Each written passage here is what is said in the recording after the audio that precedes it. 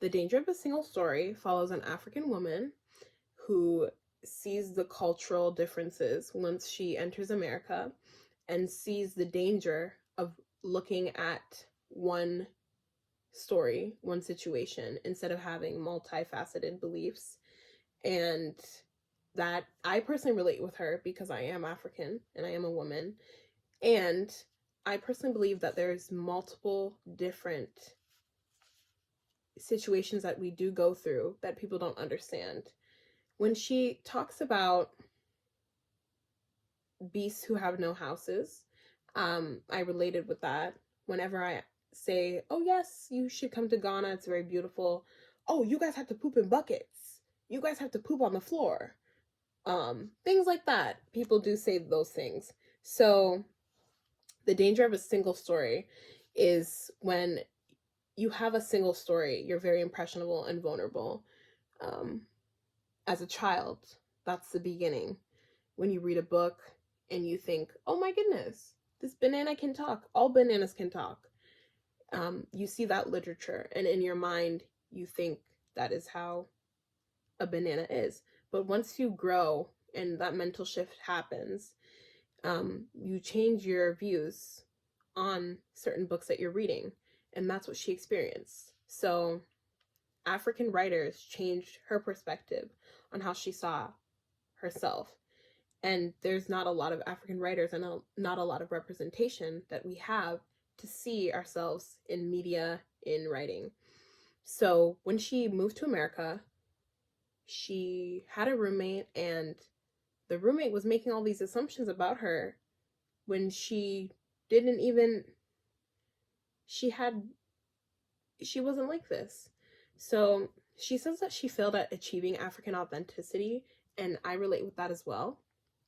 People believe that I should do all of these things because I say I'm from Africa, and I do not have we're all from different countries. We're not all the same.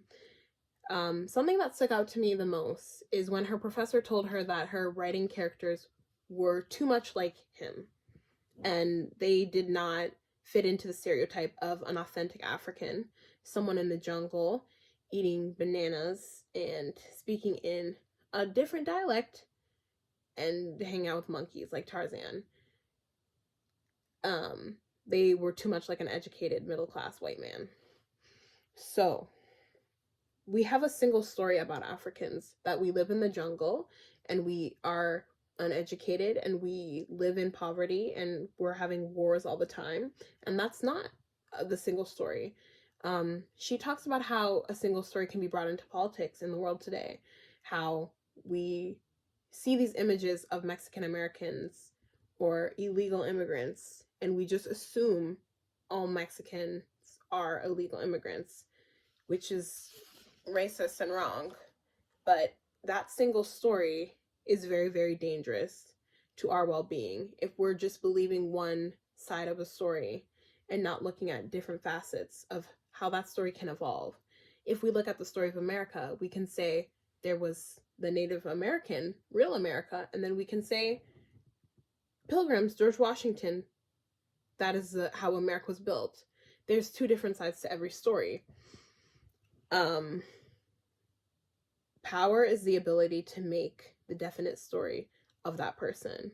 So if these stories define people and who they are, and if you lie in a story and you tell a different side of story, a person can just believe that because we're not looking at the full scope of things. So we show people as one thing, and over again we assign them to that one thing. And that's what she saw in a lot of Africans. They keep assigning this narrative that Africa is a poor country, has no money, and we're in corruption and we're children of war and sadness. And that's not the truth. Africa is a very beautiful country, and its government is a little shady, but it's still not a country that we're sitting and living in poverty with no lights on. It's a country that has growth and can have growth. So with that being said, this TED Talk was very, very good for me. I personally related with it, and I found it very interesting. I think from experiencing the same culture as her, she's Nigerian, I'm Ghanaian, neighbors, rivals still, but she has a lot of things. I could relate to a lot of things in this TED Talk because a lot of these things have happened to me, and a lot of these assumptions about my culture and my identity, because I'm not an authentic African, because I don't fit into the box that people believe are authentic Africans. So this was a very, very good educational TED Talk, and I really enjoyed the message it had behind it. Thank you.